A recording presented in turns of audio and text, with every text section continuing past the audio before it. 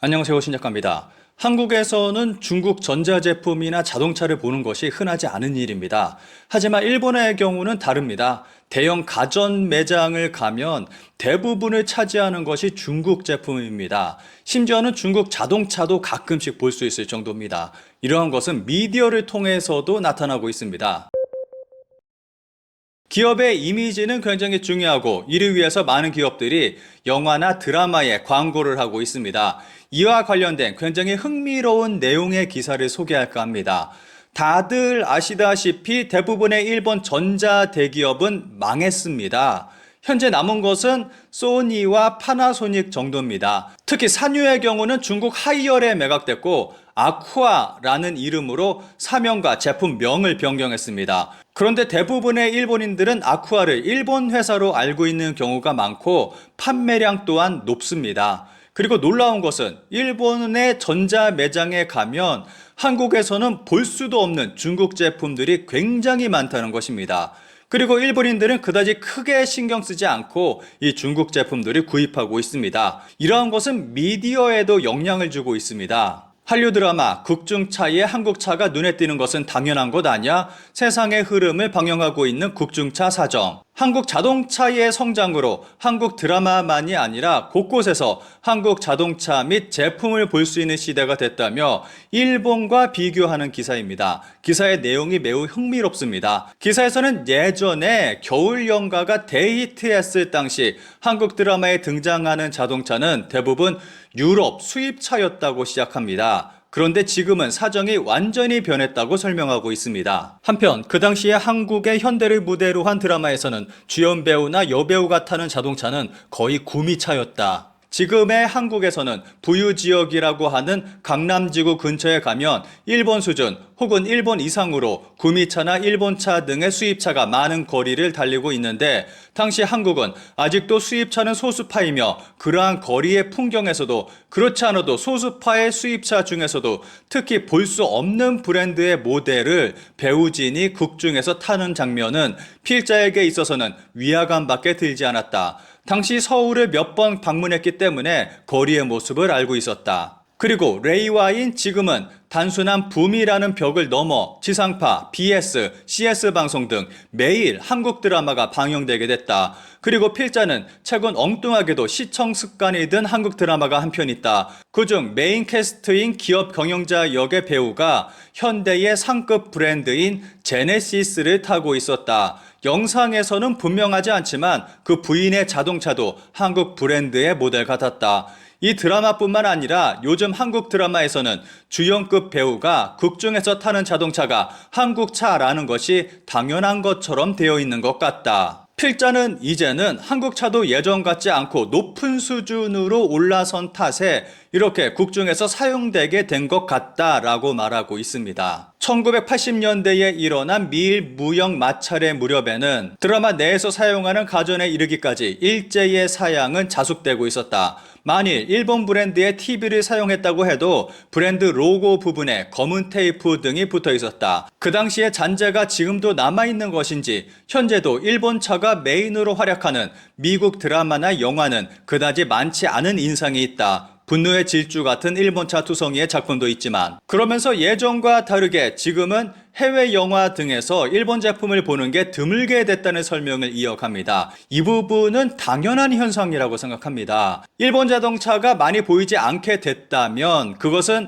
그만큼 일본 기업들이 홍보를 많이 하지 않는 것으로 볼 수 있을 것이고 일본 가전 등이 보이지 않게 된 이유는 일본 가전 대기업은 대부분 파산했기 때문입니다. 기자는 한 가지 의문을 품으며 마무리하고 있습니다. 재미있는 것은 이 사실을 모두 알고 있는데 글쓴이만 모르고 있다는 생각이 듭니다. 일본의 한 드라마를 보면 실내 소품으로 가정용 와인 쿨러가 중국계 브랜드 제품으로 브랜드도 그대로 숨기지 않고 방영되고 있어 놀란 적이 있다. 냉장고나 세탁기 등 메인 제품이 아닌 틈새 제품에서는 일본 브랜드 제품이 존재하지 않는 이유도 있을지 모르지만 그 밖에도 중국계 가전 브랜드명을 숨기지 않고 제품이 사용되고 있던 것도 본 적이 있다. 이미 평범한 공산품에 일본 브랜드 제품이 없는 것도 많아지고 있기 때문에 그 점에서는 어쩔 수 없을지도 모르지만 긴 눈으로 보면 여러 가지 이유로 왜 일본 드라마인데 드라마 드라마에 나오는 자동차는 아시아계, 주로 중국이나 한국 브랜드뿐인가? 라고 SNS 등에서 크게 논란이 되는 날이 오지 않을까 하는 것은 부디 필자의 지나친 생각이었으면 좋겠다. 일본 드라마에서 일본 전자제품이 보이지 않는 이유는 앞서 설명했듯이 다 망했기 때문입니다. 그리고 필자는 자동차까지 중국, 한국이 주류가 되는 날이 올까 걱정하고 있습니다. 만약에 전기차가 주류가 된다면 그런 날이 올지도 모르겠다는 생각도 듭니다. 관련 기사에 달린 일본 네티즌들의 반응을 짧게 살펴보겠습니다. 구글 스트리트 뷰로 한국 동네를 살펴보는 것이 요즘 취미인데 차는 거의 한국 업체의 것뿐이네요. 그래서 한국 드라마에서도 한국 차가 나오는 게 위화감이 없어서 그런 게 아닐까 하고 생각해요. 한국 드라마이기 때문에 한국 차가 나오는 건 자연스러운 일이잖아요. 일본 드라마라면 일본 차가 나오는 게 자연스럽고 그만큼 한국 자동차 회사들도 자신감을 키워왔겠죠. 지금의 한국차는 옛날에 비해 고급스럽고 TV에 사용할 수 있는 수준이라고 볼 수 있습니다. 개인적으로는 좋아하지 않지만 한국에는 30년 이상 전부터 가는 일이 많은데 예전 한국은 경제가 나쁘고 자동차도 일본차 OEM으로 본체는 혼다나 미츠비시였다. 게다가 한국인의 기호로 차체는 크라운 클래스지만 엔진은 1400cc 정도로 힘이 없었다. 그 후에는 기사에 나와 있듯이 드라마 스폰서는 유럽차 기업이 되었다. 그러나 지난해에도 한국에 갔지만 자동차는 현대차가 많았고 유럽차도 볼 수 있었다. 거리는 고층 아파트와 고층 빌딩이 난립해 한국 경제의 상승을 강하게 느꼈다. 일본이 30년의 경제 침체 동안 다른 나라는 확실히 향상되고 있는 것을 보고 비참함을 느꼈다. 안녕하세요, 신작가입니다. 일본은 한국의 주민등록증을 따라 마이넘버 카드라는 것을 만들었습니다. 그런데 여러 가지 문제들만 속출하고 있고 부정적인 반응만 불러일으키고 있습니다. 이 가운데 2025년 마이넘버 카드 헬게이트가 본격적으로 시작됐습니다. NTT 그룹 1265억엔, 후지츠 713억엔, 자민당의 대규모 스폰서가 마이넘버 안건을 대량 수주하고 있었다. 마이넘버 카드 관련 사업에 비리가 있음이 밝혀졌습니다. 일본 정부는 마이넘버 카드의 의료보험증을 통합하면서 병의원, 약국 등의 마이넘버 카드 리더기 설치를 강제했습니다. 리더기의 가격도 400만원에서 1000만원 정도로 결코 저렴하지 않습니다. 그런데 본인 확인은 리더기가 없어도 스마트폰이나 태블릿 PC 등을 이용해서 소프트웨어만으로 충분히 해결을 가능한데 일본 정부는 리더기 설치를 강제했습니다. 여기서 일본 자민당 정부와 업체들 간의 비리가 있음을 확인할 수 있습니다. 앞서 언급했듯이 일본 정부는 마이넘버 카드에 의료보험증을 넣어 통합했습니다. 그런데 여러 가지 불편함과 문제점으로 인해서 이를 해지하는 사람들이 급증하고 있습니다. 마이넘버 보험증 해지 신청은 3개월 만에 5.8만 명으로 그만두고 싶은 사람이 느낀 디메리트, 3개월 만에 마이넘버 카드를 해지하는 사람들이 6만 명 가까이 될 정도로 사람들이 많은 불편을 겪고 있습니다. 일본 후생노동성 발표에 따르면 올해 1월에만 13,212건의 해제 신청이 있었고 누계로 따지면 약 5만 8천 건에 달합니다. 해지 신청을 하려면 신청 용지에 필요사항을 기입해 직접 제출해야 하는 수고가 있음에도 이렇게 많은 해지 수가 나오고 있습니다. 해지 이유는 여러 가지 문제점들이 속출하고 있는 것과 보안상의 두려움 때문이라고 말하고 있습니다. 마이넘버 보험증과 비밀번호가 있으면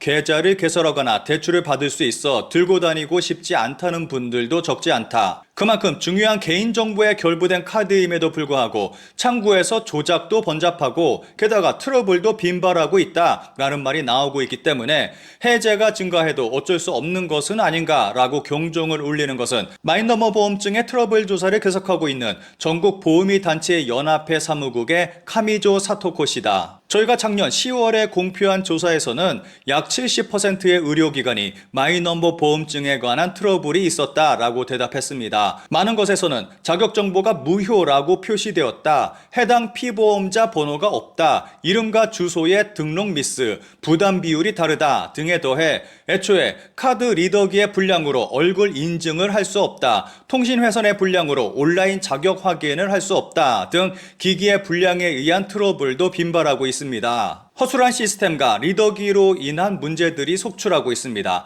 특히 치매나 장애가 있는 사람들은 리더기로 얼굴을 인증하거나 비밀번호를 입력하는 것도 쉽지 않다는 지적도 나오고 있습니다. 여기서 헬게이트의 시작을 알리는 한 부분이 있습니다. 올해 7월에는 또 다른 혼란이 기다리고 있다. 이러한 상황 속 보험조합이나 의료기관이 특히 염려하고 있는 것이 후기 고령자의 종이보험증의 유효기간이 일제히 끝나는 금년 7월 말이다. 올해 7월부터 8월까지는 그런 분들이 속출하지 않을까 우려됩니다. 이들의 보험증 유효기간이 끝나면 자격 확인서를 신청하거나 마이너머 카드 또는 마이너머 카드의 의료보험증을 합치는 신청을 해야 합니다. 그런데 진짜 헬게이트는 지금부터 시작입니다. 마이너머 카드에는 유효기간이 있습니다. 18세 미만은 5년, 18세 이상은 10년입니다. 신분증인데 신분증을 해지할 수 있는 것도 이상하고 유효기간을 만든 것도 이상합니다. 2025년은 마이너머 카드가 만들어진 지 10년이 되는 해입니다. 그러니까 10년 유효기간 만료 첫 해인 것입니다.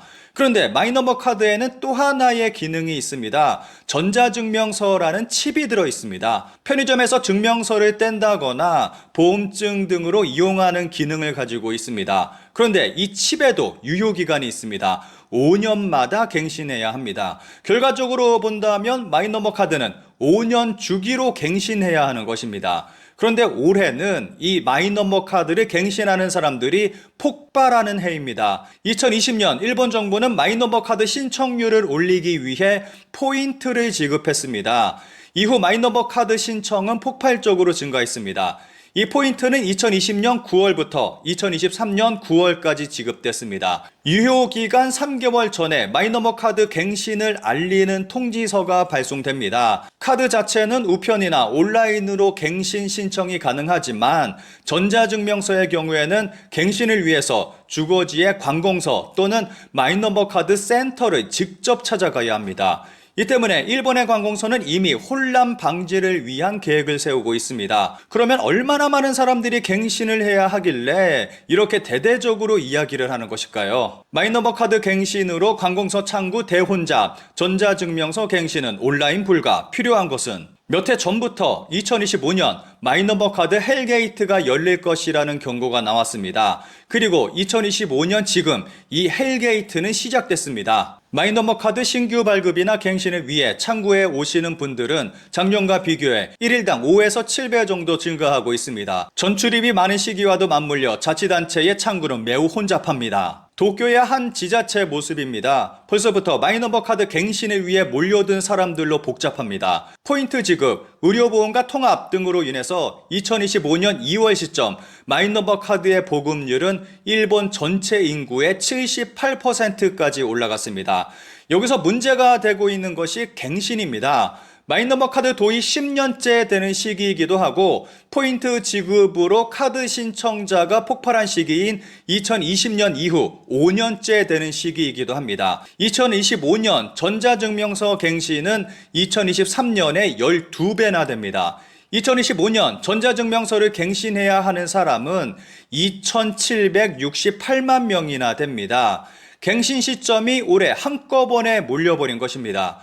그리고 2,700만 명이라는 숫자는 한국 인구의 절반을 넘는 숫자입니다. 여기에 마이너머 카드 비밀번호를 잊어버리게 되면 갱신에 더 많은 시간이 소요되게 됩니다. 6자리 이상의 알파벳이 포함된 비밀번호를 만들어야 돼서 젊은 사람도 기억하지 못하는 경우가 많고 특히 노년층은 이 비밀번호를 기억하지 못하는 경우가 대부분이라고 들었습니다. 지금부터 시작된 일본의 마이너머 카드 헬게이트는 올 여름쯤 본격적으로 활짝 열릴 것으로 예상됩니다. 이렇게 되면 일본 지자체의 업무는 완전히 마비될 것으로 예상되고 있습니다. 그리고 또 하나의 커다란 문제점이 있습니다. 마이너머 카드를 갱신하려면 운전면허증 등의 신분증이 필요한데 일본 정부는 마이너머 카드에 운전면허증하고 건강보험증을 통합해버렸습니다. 그래서 실물 운전면허증하고 건강보험증을 가지고 있지 않은 사람도 상당수 존재합니다. 이렇게 된다면 무엇으로 신분을 증명해서 카드를 갱신해야 하냐라는 목소리도 나오고 있습니다. 주민표, 여권 등도 신분증으로 사용할 수 있는데 이것들이 없는 상태에서 만약에 마이너머 카드 유효기간이 지나버리게 된다면 누구도 생각하지 못하는 골치 아픈 일이 발생하게 됩니다. 관련 기사에 달린 일본 네티즌들의 반응을 짧게 살펴보겠습니다. 마이너머 카드 갱신에 운전면허증 등의 신분증명서가 필요한데 운전면허증을 마이너머 카드에 통합한 사람은 어떻게 하나요? 많은 일반인이 소유한 신분증인 운전면허증과 건강보험증을 마이너머 카드에 통합하고 있는 현재 마이너머 카드의 유효성을 증명하는 다른 증명서가 필요하다니 어떻게 해야 하는 거야? 역시 마이너머 카드는 세기의 대실패라고 생각한다. 생각은 이상적인데 디지털이 아니라 아날로그 운영, 전자증명서 갱신도 기계 하나 두면 스스로 원하는 때에 할 수 있도록 하면 좋은데 예약제라든가 귀찮다, 관공서 1만 늘렸을 뿐이잖아. 연말정산 등 세금도 마이너머 카드로 보험공제 등을 다 할 수 있도록 하면 되는데 왜 안 되는 걸까? 면허증은 연결시키지 않는 편이 좋다고 생각했다. 역시 이것은 믿을 수 없다. 5년마다 전자증명서 갱신 사무와 10년마다 마이너머 카드 자체의 갱신 사무를 위해 향후 각 지자체는 평일만으로는 시간에 맞출 수 없고 야간, 토일 대응이 필요하고 그 외의 경비로 전국 합계 100억엔 단위의 예산이 매년 필요하게 된다고 들었다. 건강보험증 폐지만으로도 큰 폭의 비용 절감이 될 것이라고 전 디지털 장관의 발언이 있었지만 현실은 전혀 그렇게 되지 않고 있다. 안녕하세요, 신작가입니다. 코로나 이후 일본도 캐시리스가 굉장히 많이 진행됐습니다. 하지만 여전히 현금 사용률이 높은 비중을 차지하고 있습니다. 이런 일본인이 현금만 가지고 서울을 여행한다면 어떤 일이 벌어질까요? 보시는 그림은 일본에서 사용할 수 있는 캐시리스 결제 방법들입니다. 정말 다양한 종류의 결제 시스템들이 존재합니다. 이러한 이유로 지금은 마음만 먹으면 일본에 가서도 현금을 거의 사용하지 않고도 여행을 할 수 있을 정도가 됐습니다. 일본의 경우 코로나 이후 캐시리스가 급격하게 증가했고 보시는 그림과 같이 우후죽순과 같이 결제 서비스가 난립하고 있는 상황입니다. 그럼에도 일본에서는 현금 사용률이 굉장히 높습니다. 2022년 1년간 이용한 지불 방법을 나타낸 표입니다. 현금이 77%로 가장 높은 비중을 차지하고 있습니다. 일본의 편의점이나 마트 등에 가면 아까 보셨던 것 같이 여러 가지 지불 방법이 가능하다고 붙어 있습니다. 그런데 캐시리스로 결제하는 일본인을 본 적이 거의 없습니다. 대다수의 일본인들이 현금 결제를 선호하고 있습니다. 그 결과 일본은 세계적으로 캐시리스 비율이 굉장히 낮은 국가로 분류되고 있습니다. 반면 한국의 경우 캐시리스 비율이 93.6%로 세계 1위를 차지하고 있습니다. 다른 나라와도 크게 차이가 나지만 일본하고 비교하면 압도적 차이를 보이고 있습니다. 오히려 한국 같은 경우는 현금만 있으면 소비 생활이 거의 불가능한 수준까지 와 있습니다. 그런데 일본의 경우 가게도 손님도 캐시리스에 대해 거부감을 가진 사람이 많은 것 같습니다. 캐시리스는 괴로워 인기 라면 가게에 좋은 것이 하나도 없다. 어느 라면 가게 점주 인터뷰를 통해서 캐시리스 하지 않고 현금만 받는 이유에 대해서 설명한 기사입니다.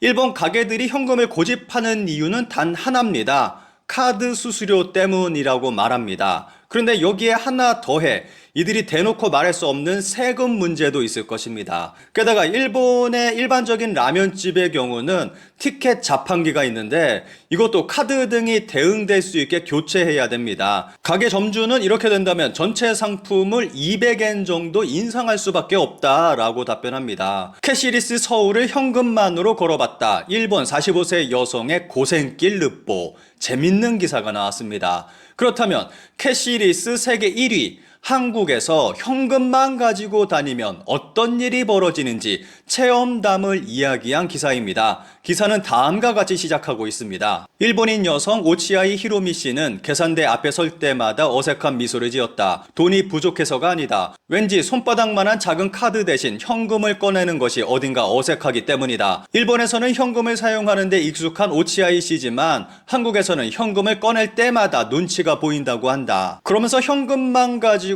서울을 여행해 보기로 작정하고 길을 나서게 됩니다. 그런데 필자는 시작부터 난간에 부딪히게 됩니다. 버스를 타려고 했는데 도착한 버스는 현금을 사용할 수 없는 카드 전용 버스였던 것입니다. 다행히 얼마 지나지 않아 현금을 사용할 수 있는 버스가 도착했다. 버스를 타면서 그녀는 친구도 처음 한국에 왔을 때 같은 일이 있어 버스에서 내렸다. 나는 아직 카드를 쓰는 습관이 안 돼 버스 카드를 깜빡하고 집에 두고 오는 일이 있다 라며 쑥스럽게 웃었다. 요즘은 일본인이 한국 여행을 많이 와서 인스타그램에도 다 올라와 있다. 아마 이런 체험을 하는 일본 사람들은 처음 온 사람이거나 나이 든 분이라고 생각한다. 오치아이 씨는 이렇게 되돌아본다. 같은 외국인이라도 고령일수록 현금이 통용되는 사회를 필요로 했다. 당장 떠오르는 그녀의 어머니도 카드를 전혀 쓰지 않는다고 한다. 그런데 고생은 여기서 끝나지 않았습니다. 백화점에 도착한 오치아이 씨는 영화관에서 뮤지컬 영화 위키드 티켓을 예매하려고 했다. 눈앞에 있는 것은 키오스크, 유인 매표소는 보이지 않았다. 한국 생활 2년 차인 오치아이 씨에게도 한국어로 조작하는 키오스크는 아직 어렵다. 한국어와 영어를 선택할 수 있는 화면에서 영어를 선택하고 신중하게 영화를 선택했지만 현금 결제 버튼이 보이지 않아 당황한 끝에 호출 버튼을 눌렀다. 결국 직원이 왔고 유인 창구에서 현금으로 티켓을 구입할 수 있었다고 합니다. 그리고 다른 매장에서도 똑같이 키오스크 문제로 직원을 호출했고 결국 현금 결제를 했다고 설명합니다. 그러면서 한국인은 이해할 수 없는 이야기를 합니다. 외국에서 카드를 사용할 때 말이 통하지 않고 자신도 모르는 사이 큰 금액을 써버릴까 걱정이 된다. 특히 내 친구는 자신이 얼마나 지불했는지 확실히 확인하고 싶어서 현금을 쓰고 싶어 한다. 지불을 마친 후 오치아이 씨는 이렇게 강조한다. 현금이라면 지출액을 눈으로 확인할 수 있는 안정감이 있다고 한다. 한국의 경우 카드 사용과 동시에 스마트폰으로 카드 사용 내역 알림이 울립니다. 현재 얼마를 사용했고 그리고 지금까지 얼마를 사용했는지까지 모든 데이터를